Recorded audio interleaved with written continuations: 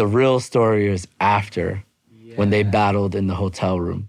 And that title itself, The Great Eight. We're standing behind Style Elements, and you can see at least 15 massive monkeys are standing there, wide-eyed, jaws dropped, like... You got to understand, we were warriors. And it was a red flag if you were to enter with someone, especially from an That was whack to us. Yeah, it was like you'd rather lose with your homie. The 90s was a very hard time to really get props. No easy props. None.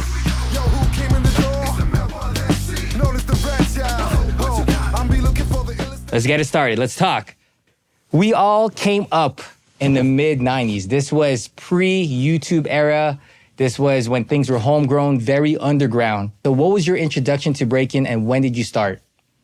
Ooh, my introduction to breaking, I think, was based on media, the movies that were out in that time, seeing Beat Street, breaking, Wild Style, and just having some kids around that were also in my school that were doing it. So, yeah, my first time attempting breaking was in 95. 95. And you, Pookie? Yeah, I think for me it was similar. I mean, I watched Beat Street, Wild Style, all the same movies, but I was lucky enough to have uncles that were in it, that were B-boys in the early 80s.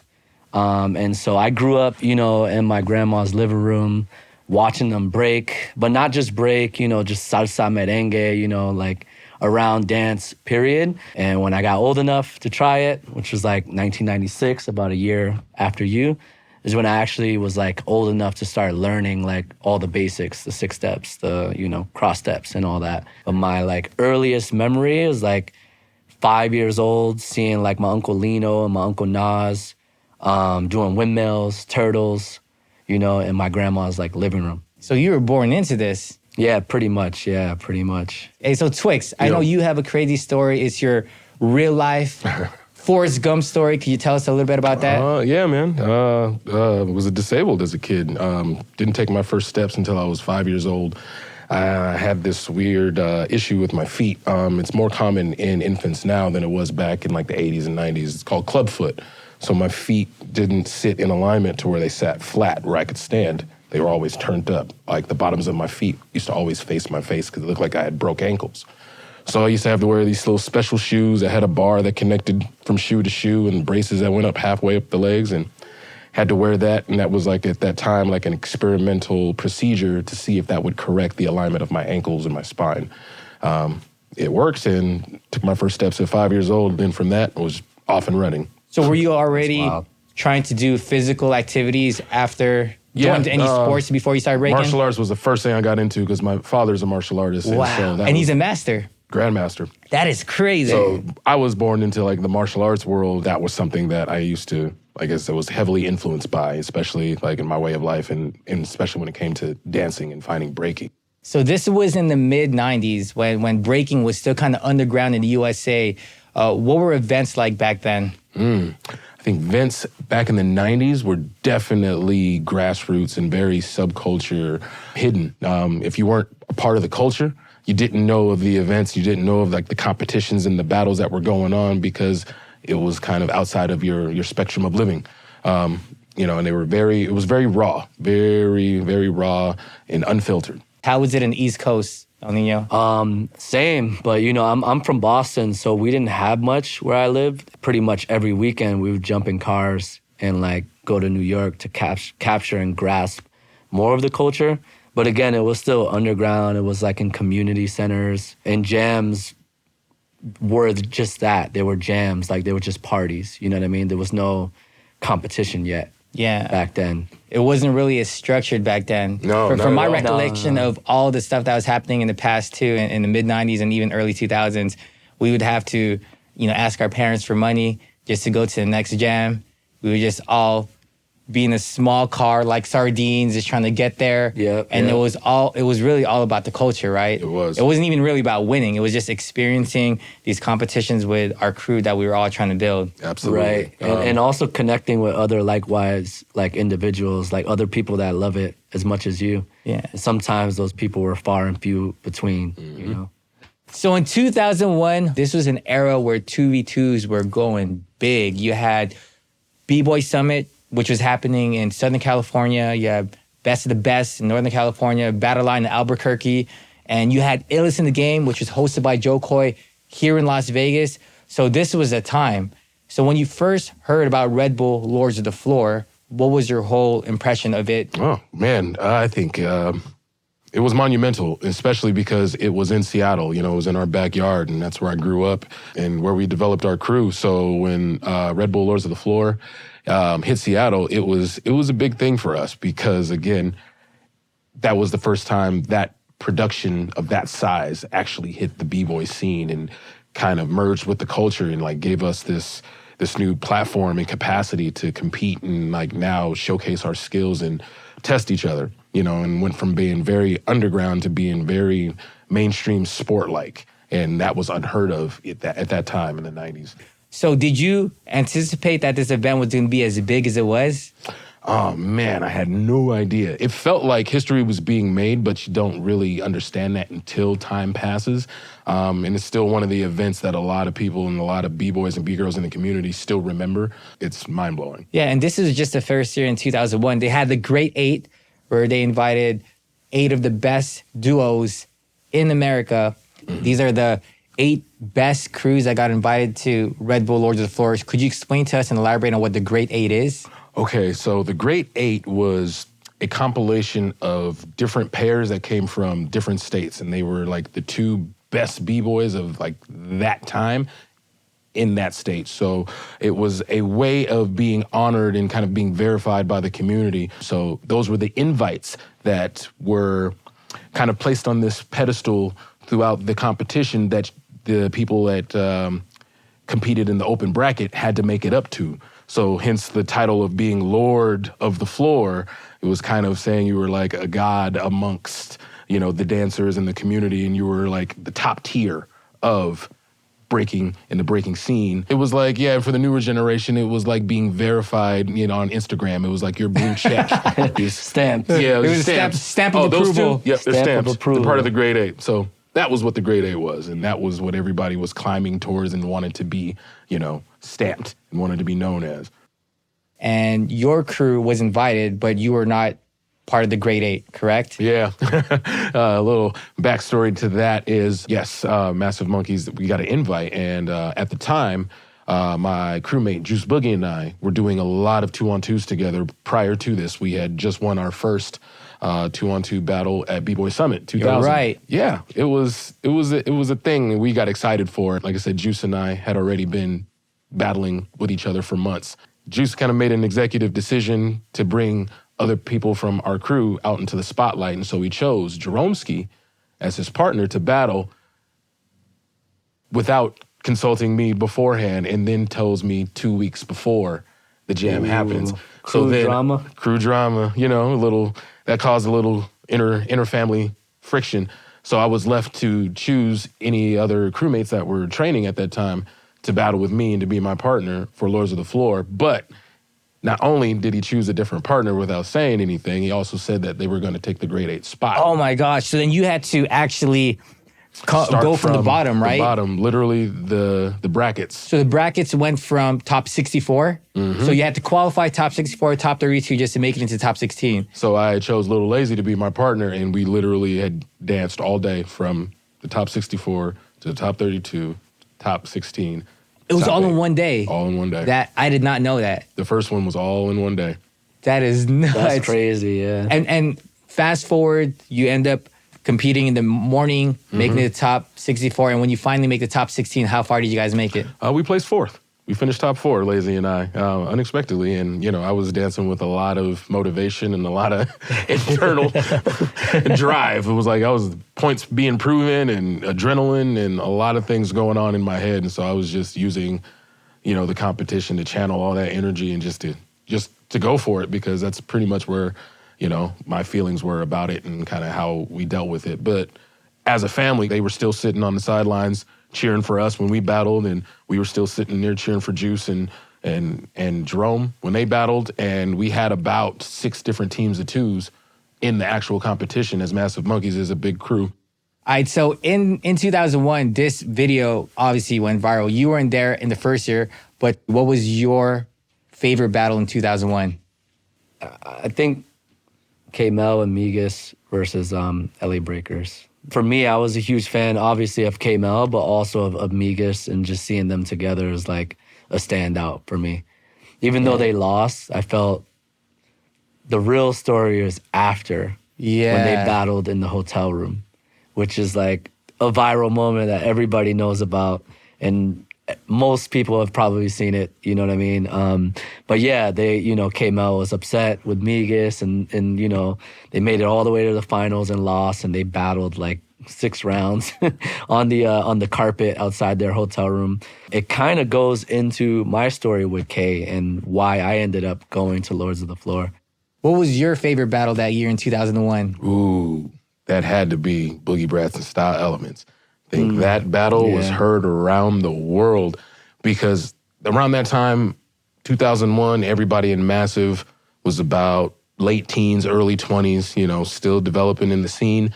And Style Elements was the generation before us, so they're like the earlier 90s. So we grew up watching videos of them, and Massive Monkeys kind of always modeled ourselves as like the hybrid kids of Rocksteady and Style Elements because, again, that era was all about the division of, I think, how breaking was starting to evolve and the vocabulary was starting to change, and then hanging on to traditional, aspects of breaking and making yourself look like an actual B-boy from New York. And so that was that whole... Yeah, what it felt like was an East Coast versus West Coast battle, right? Boogie Brats was battle felt the like... traditionalists representing the East Coast. Style Elements, they were the innovators. They're changing the game at that time. They were one of the biggest crew names in the world. And what was your thoughts on that battle? For me, it was obviously it was a good contrast of styles because like everybody there had their own style. Crumbs invented his style, Remind had his style, Migas had his style, and K-Mel had his style. So actually, I think that was probably the best battle actually. Absolutely. And it was one of the battles I think everybody wanted to see in the bracket. Gosh, And that took place in the semis, right? Yeah, it was semifinals. So that should have been the finals. The final battle, absolutely. That was definitely the most controversial battle. Absolutely. Yeah, so who did you think win? Or who do you think ended up winning? I mean, I'm biased. Watching it, Style Elements, but for me, I was like, I got to go with home team always. But Style Elements definitely did their thing. Yeah. So I could see why it was so controversial. Still watch that battle to this day to get inspired. And you said it best too, right? Style Elements won the crowd, but Boogie Brats won the judges' vote. Yeah. And that's just sometimes how it goes. But like you said, it was like the classic Clash of the Titans battle, East Coast versus West Coast. Like any premise you want to put it under, it was just one of those historic moments where you knew at that point, we're watching history right now. And looking, like I said, going back and looking at it 20 years later, feels like I just watched it yesterday. I love it, And you were there in person. Literally there in person. We're standing behind Style Elements, and you can see at least 15 Massive Monkeys are standing there, wide-eyed, jaws dropped, like, what did we just watch? Was just different back then, too.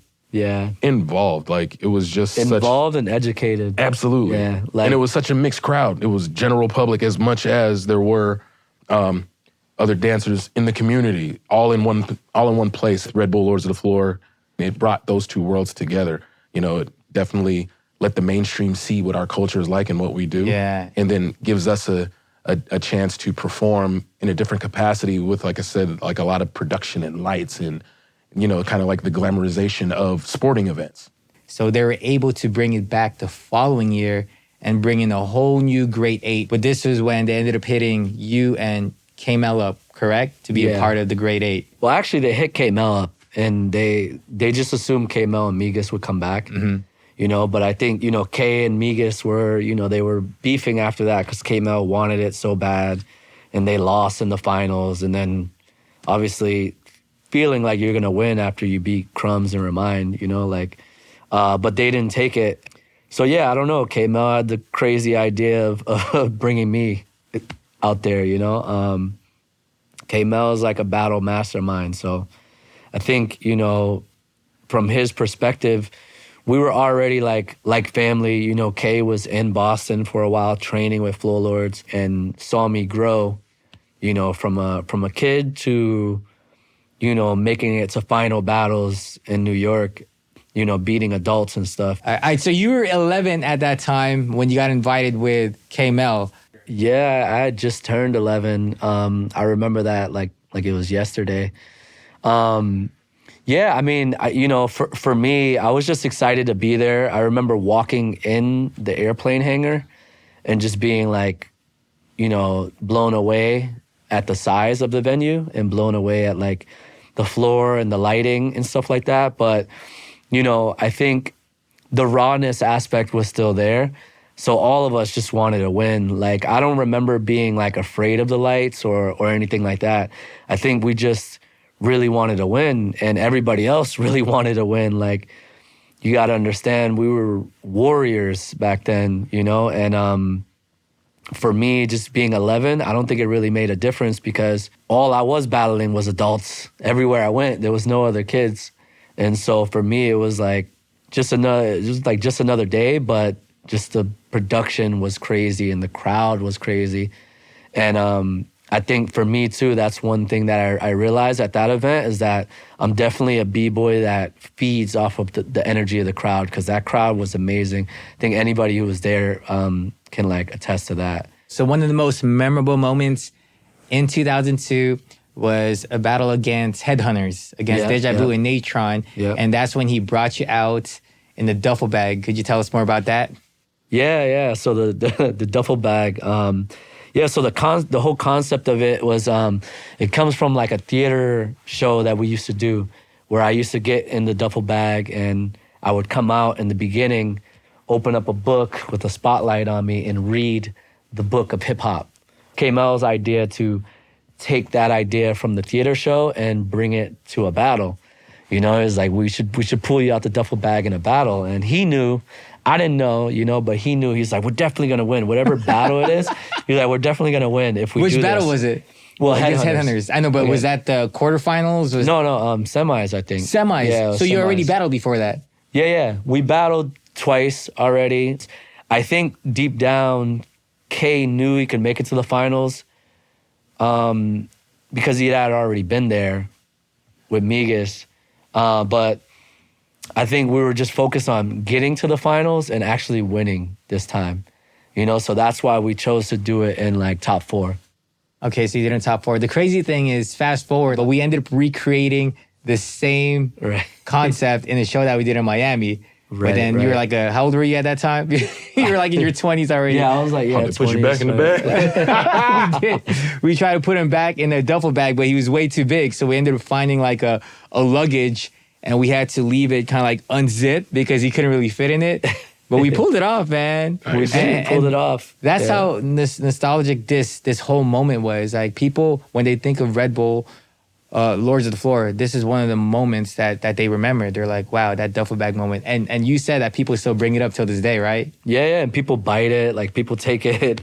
I've seen people do it with their kids. So it's pretty cool that the moment like lives on. And like Twixx said earlier, is like in these moments you know it's important, but you don't really know that it's gonna become like a classic moment in breaking history. Definitely an iconic moment. Absolutely. So Twixx, you ended up actually being part of the Great 8 in 2002. Did. We got invited back to Red Bull Lords of the Floor, Jeromski and I this time, because Jerome was also upset that they didn't make it as far in the first year when he partnered up with Juice.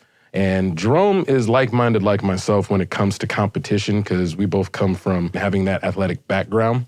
So when I think we paired up, it was the meeting of the minds. It was like the yin to the yang, and he found somebody that actually had the same kind of drive and ambition to compete, and I saw the same in him. So I think once that happened, I think that's where the magic between Jerome and I being like a classic like known duo was that event. And it was for that event. We trained for like 6 months, like quietly away from the crew, and made up all these classic 2-man routines that Massive Monkeys now is known for, and that was all in prep for Lords of the Floor 2. And Who did you battle? We battled first round, picking up where we left off, where Lazy and I battled for 4th was LA Breakers. Yeah, and this time it was with Ronnie Ruin and Frankie Flav. And we lost early to LA Breakers the first round.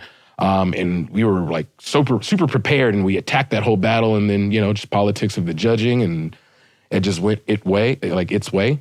And that never really sat well with us, because we felt like we were ready and we prepared, and we were just like in this bewildered funk. Like what happened? Like, how did we lose this? Because we just felt like we were just more on point and more prepared. So when we got invited to Freestyle Session Korea, me and him were like, oh, this is our second chance at redeeming ourselves as a duo. And we ended up battling Hong Ten and Physics, and they were ripping it at the time, as well as Lilu and Brahim from Pokemon Crew. Yeah, They ended up winning the whole thing. Uh-huh.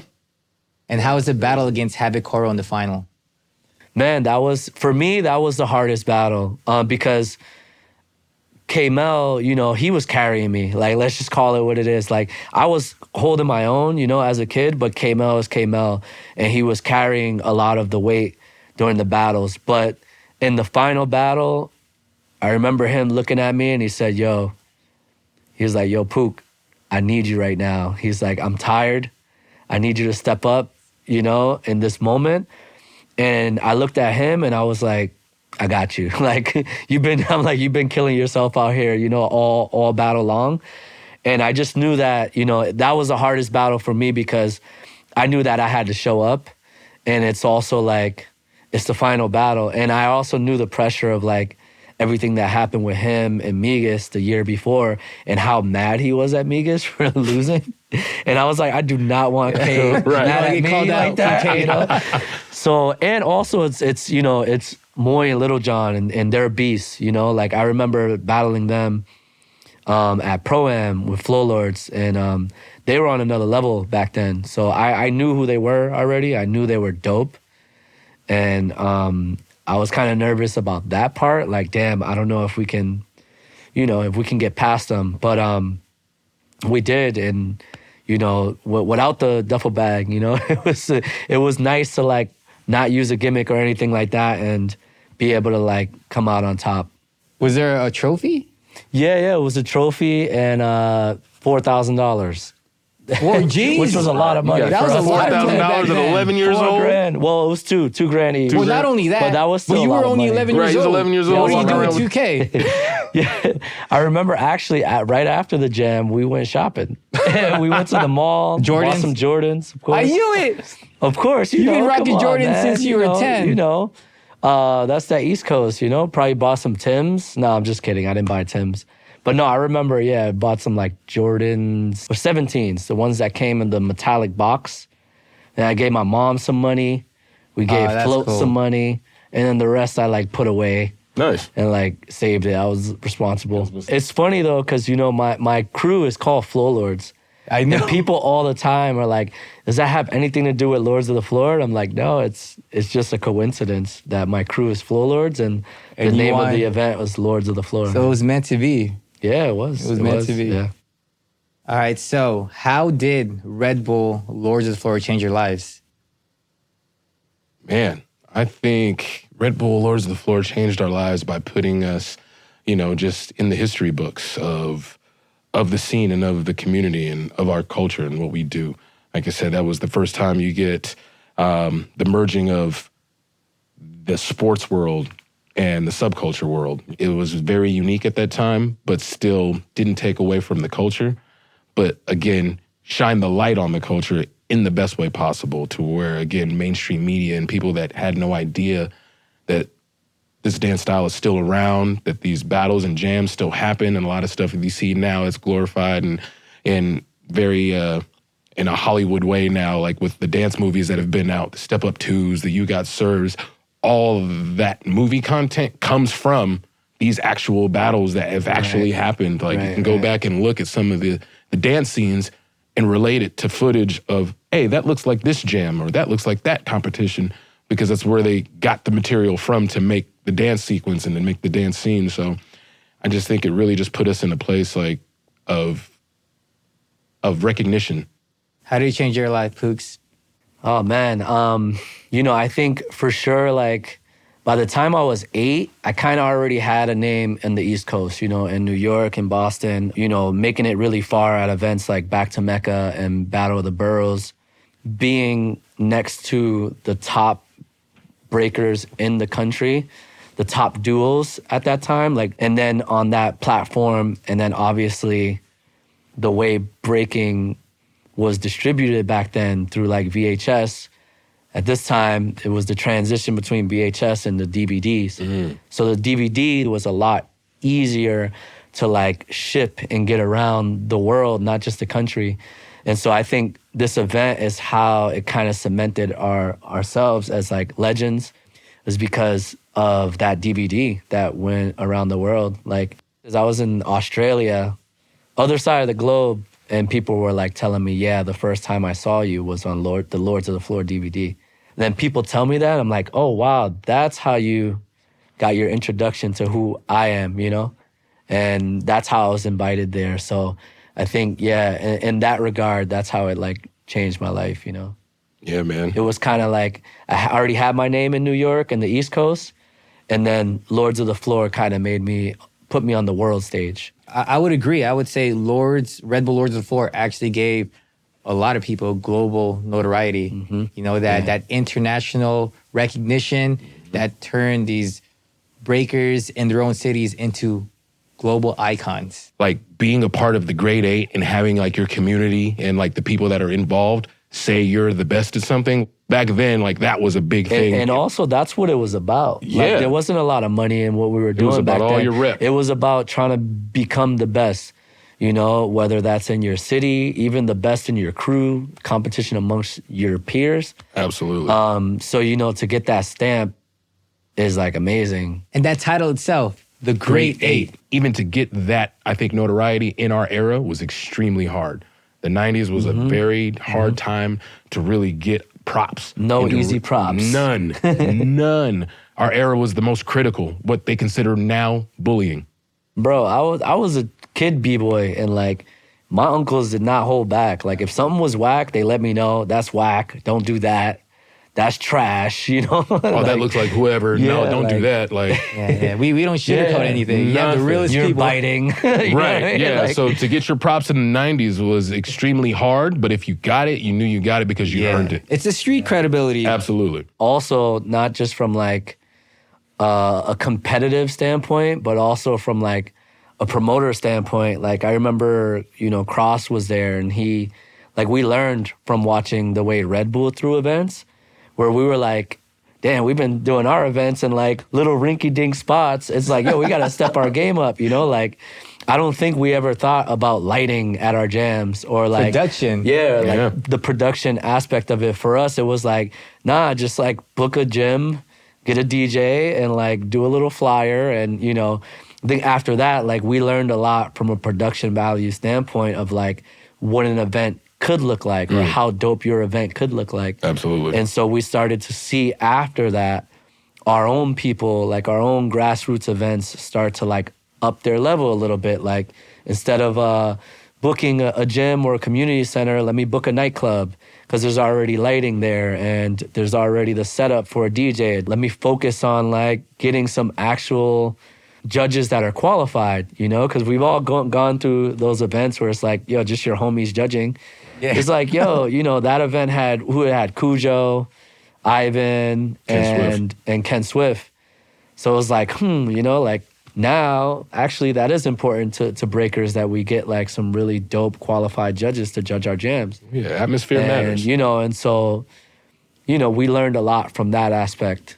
So this April, Red Bull is bringing back Red Bull Lords of the Floor. This year in 2024, what are your thoughts on this event finally coming back after over 2 decades? What are your thoughts? You know, I mean, after like 20 years, you know, I didn't think it would ever come back, you know, but I think the scene has changed so much now that it's really dope to give that opportunity to like the next generation, you know what I mean? To give them an opportunity to become part of this event and part of this legacy that it started. With BC1, you know, being focused on one-on-one, bringing it back to like that crew vibe that, you know, we don't see that often, and like, you know, being able to practice with your partner. And we see a lot of duos now that it's like, yo, we might want to see that. Like we might want to see these two battle, and now we'll be able to see it. So yeah, I mean, I think it's dope. So what are some elements from the previous Red Bull Lords of the Floor that you want to see in this upcoming? Ooh, man. That's a good one. I hope to see the risers. The risers, yes. I would love to see Joe Coy back. I would love to see that floor.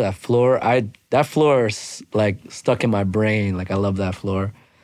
And yeah, I mean, hopefully the crowd has that same, energy that they had back then.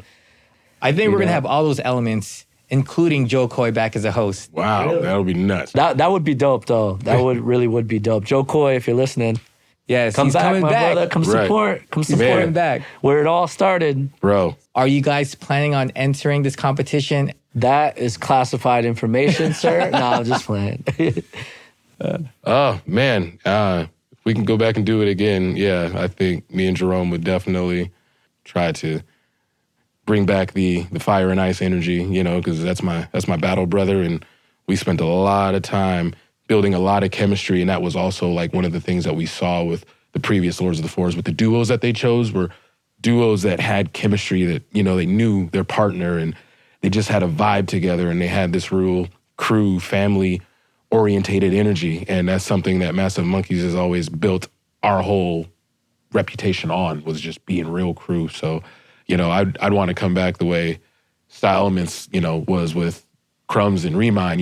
They just had their connection. So I'd love to bring back that classic Yeah, energy. same, man. I would love to do it with Kay. I know he's recently he's been, training a little bit, but I don't know, if we get asked, would be dope, to come back with him. But if not, then, possibly someone from Squadron, Victor, Rockstrike, Luigi, whoever would be down. I'm down to do it with them. And there's been a lot of talks for this upcoming Red Bull Lords of the Floor about the fact that there's not going to be an official Great 8. We're having 15 invites from around the world, and we're only going to have one open slot, one qualifier.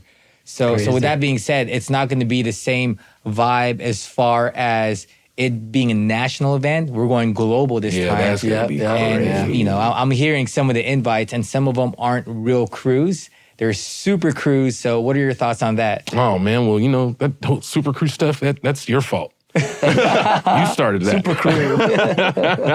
That goes all the way Crew, back. baby. That goes all the way back to 2000s. Like, that's been around, and that's been going on since like our era. And so still continuing this collaboration process and this collaboration like vibe where you can get two guys that are from different crews, different states, pair up because they got a good vibe together. That's just what it has evolved into. And so it's going to be interesting to see.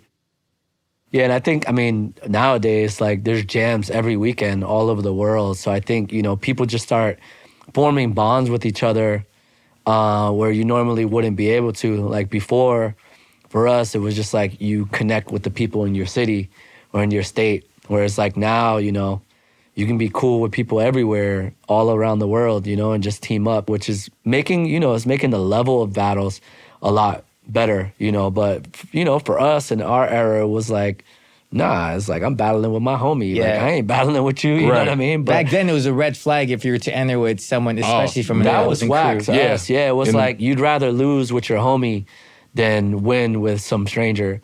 You know what I mean? But I think it's different now just because people are actually forming genuine bonds with each other. Like me and you are super cool. Me and Twixx are super cool. You guys live in Vegas. I live in Boston on the other side of the country, but I would battle with y'all nowadays. You know what I mean? So Well, with that being said, who would you want to see enter this upcoming Red Bull Lords of the Floor? If you could put the ultimate duo, who would it be? let me think on that. I would love to see Haunted and Physics back together. Oh, Project That's a Soul. good one. Project That's a good Soul. one, yeah. That was one group that we ran into internationally at most battles constantly. That's who we lost to at Freestyle Session Korea 2005. Remember, Jerome and And I they're was a there. super crew too. Yes, they are. They're the but Korean super crew. They were. So who's your dream team? Let me think. I guess in my mind right now, I would like to see Menno and Cisco. It's been a while seeing them team up again. And if I gotta go like newer, like some of the newer cats killing stuff right now, I would like to see Amir and Diaz. Yeah. Predators crew. Yeah, they've been making a lot of noise. Yes, Making they a lot have. of noise We know right it's, now, so yeah. They have been. I mean, true B-boys want that challenge, that would be a dope challenge to battle those guys. Shout out Style Elements. If Crumbs and Remind hit the floor, I'd I love was to going see to say that. them too, yeah. Yeah, man. Crumbs and Remind.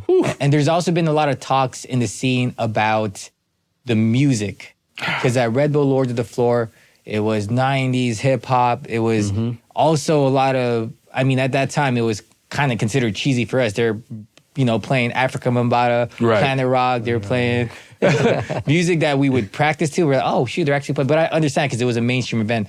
What are your thoughts about this upcoming Red Bull Lords of the Floor, and what do you expect when it comes from like the music clearance side? Oh, man. Man, And what would you I want hope it? there's a budget for some clearance. Yeah, absolutely. But I mean, it would be cool for like to have some of those original beats just for the nostalgia purpose, and have some of the new. Agreed. At least from what I remember in the 90s, we weren't really listening to much breaks. We were more, listening to funk, we're listening hip-hop. to 90s hip hop. I mean, I love breaking the 90s hip hop. But yeah, I mean, the music now is cool. It's some of it is good. So the music that we grew up dancing to and breaking to was actually made in a studio with an actual drummer, actual guitarist. And so you would hear those like imperfections in the beats that actually made the beats what they were. Yeah. And made them like special. And those beats still go off to this day. Like if a DJ knows what they're doing, they know like you can play Planet Rock at a jam. You just gotta know when to play it or like the right time to play it, and it could still go off. But I think like with the DJs nowadays, when they're producing music, it's all produced on computers now. So a lot of the drums sound a little bit digitized. They're not like, it doesn't sound as natural or like a real funky drummer would sound. I think for myself, yeah, I agree with you and would like to see a nice blending of like the classic stuff that we used to dance to and we used to compete to and battle. There's nothing like hearing the Mexican or Apache, the Incredible Bongo Band, like over loud system and knowing that it's gonna bring out, the energy of like a good battle. But then hearing some of the new production with some of now, a lot of the B-boys turn DJs. Yeah, making these new beats, like looking at Red Bull BC1 and hearing some of these beats from like Flag or Bless or any of the other like contracted DJs that come from our craft and hearing their hype songs, I just want them to bring like the music that really just brings out the best energy, that really gets things and gets the dancers and the audience just hype and ready for like these climactic battles and ready, to see history again. Don't come with anything, very subtle, like go big, go home. That's what a good DJ does, is like knowing when and where. Yeah. And some of these classics, like knowing, all right, let them rest for a little while and then pull them out the vault when the time is right. Oh, yeah. Because Who, where, and when, too. Because if someone could kill a beat, you have your machines, you have K-Mel. If you know that there's a specific song that they want or that they could murder, then you're going to be creating an iconic moment. Right, absolutely. right, for sure. Because even going back to the first Lords of the Floor, like the Style Elements versus Boogie Brats battle, we would never hear Breaker's Revenge at a freestyle session or a B-Boy That's what I was trying to say. But the fact Lords of the that Floor. DJ knew that this was such a climactic battle and then something crazy was getting ready to happen, it just fit. It just felt like you were, this is Beat Street all over again. This is New York City Breakers versus Rocksteady. This is Bronx Rockers versus Beat Street. It had that energy to it, and so it made sense. It wasn't like an ear sore or it didn't pull my attention or focus. I watched the battle like, oh yeah, this is dope. I actually did a IG live with Crumbs, and he talks about that specific battle and that it was the most watched Red Bull Lords of the Floor battle out of even the finals. Yep. And I think obviously it was an amazing battle, but the music also had Absolutely. I tuned into that live. Yeah. All right, so Red Bull Lords of the Floor is coming back in April. What advice do you have for these competitors that are going to be entering? Oh man. It's have fun. Have fun. Have sure. fun with it. Bring it. Who knows? This could possibly be the iconic moment for you, as it was for me. And, legends will be born, History will be made, for History sure. will be made. Yeah. Definitely take the time now to vibe and get you a good partner and build some chemistry, because that's, a big point of the 2-on-2s is showing that chemistry and that like camaraderie and, that vibe between dancers and being one mind, but two people. So yeah, spend the time now to really just vibe and get a good partner and Lock in and see who you fit with and see how you guys complement each other. Because that's what's really going to bring the magic out, and that's what's really going to be the standout is like, oh, this is a paired competition. And this is what it was before all the single competitions happened. And that's what a lot of people love to see. And shout out Red Bull Lords of the Floor. Man. Let's go. Thank you guys. Yeah, thank you guys bro. so Thanks much for having us. Appreciate y'all coming. Yeah, Appreciate you, for having bro. us. Thanks you. Appreciate everybody tuning in. And thank you, y'all bro. for tuning Thanks for having in to us. District Talks. Peace, y'all. Subscribe to wherever you listen to podcasts. You could also watch us on YouTube at the Red Bull BC1 channel. Talk soon.